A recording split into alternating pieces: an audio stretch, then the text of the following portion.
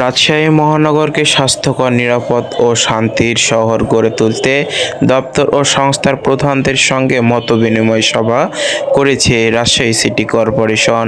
বৃহস্পতিবার নগর ভবনে অনুষ্ঠিত সভায় সভাপতিত্ব করেন প্রশাসক মোহাম্মদ মাহফুজুর রহমান লিটন। তিনি বলেন, সম্মিলিত উদ্যোগের মাধ্যমে নগরবাসীর প্রত্যাশা পূরণের কাজ করা হবে। সভায় RMP commissioner doctor Mohammad Zillur Rahman মাদক নিয়ন্ত্রণ, যানজট নির্বাচন ও সিসিটিভি স্থাপনে সহযোগিতার আশ্বাস দেন।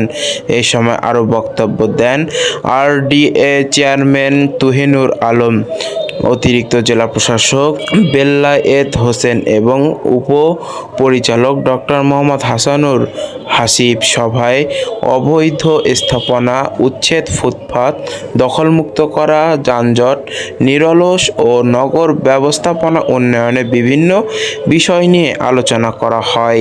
সৌরভ ইসলাম, সকালের বুলেটিন, রাজশাহী।